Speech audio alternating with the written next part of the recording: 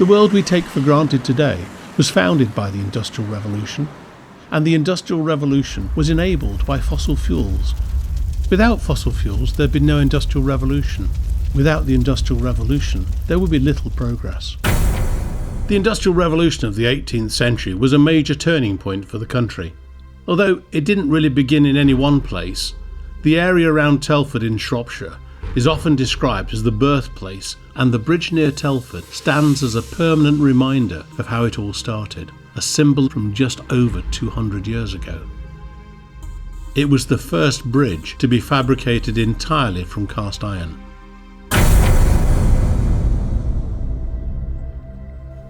For hundreds of years, the country had languished, hardly progressing. And then suddenly, over the space of only a few decades, there were steam-driven engines, driving not just machinery, but also carrying goods and people. What were once cottage and handicraft industries became mechanised, and factories were created to make a wide variety of merchandise. The new railways enabled materials to be transferred quickly and cheaply around the country. Crops were more plentiful, water could be pumped, and over time, sanitation improved as sewers were built. Life could be hard, but there is no denying the positive changes that were occurring. Life expectancy had increased, and so too did the population size. In the 18th century, the population of the country doubled, and cities grew even more. In 1771, the population of Manchester was 22,000 people. Only 50 years later, it was 180,000.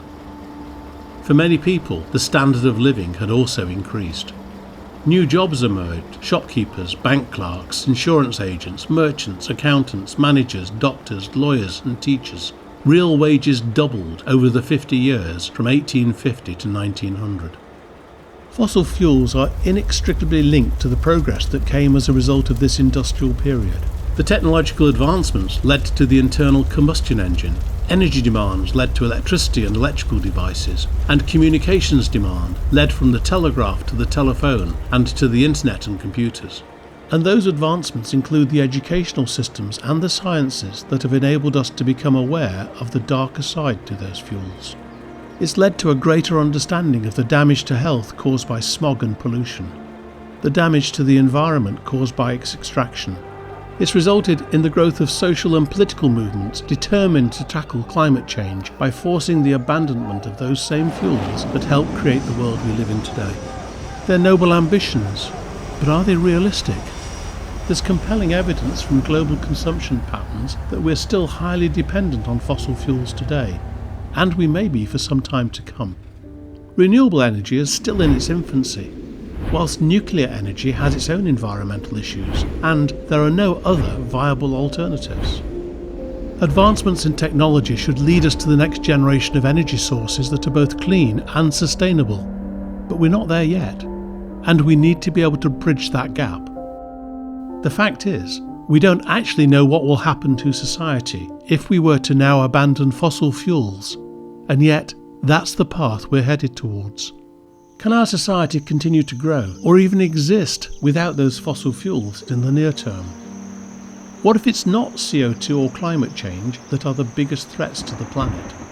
What if the biggest threat to our planet is simply the overpopulation of humans? Unlike climate change, population control is not something that politicians can easily hang their hats on. It's certainly not going to be a vote winner. Clearly, expecting the planet to support 7.8 billion humans without having a negative impact would seem to be both unrealistic and naive. Even our recent Prime Minister, who has fathered 7 children, doesn't seem to be particularly concerned about it. The Industrial Revolution gave us many things, including longer life expectancy, but it didn't automatically increase our intellect. Removing access to fossil fuels without first fully appreciating humanity's continuing dependence upon them, and without a viable alternative, doesn't seem to be the most sensible of actions. The final irony might be that we discover it's not the planet that is at risk of dying, it's us. The prospect of turning back the clock to times when food and shelter were not readily available and causing increased human suffering with resultant population reduction might well be the ultimate consequence of this action. After all, ours wouldn't be the first civilization to have arisen and then to have fallen back by the wayside.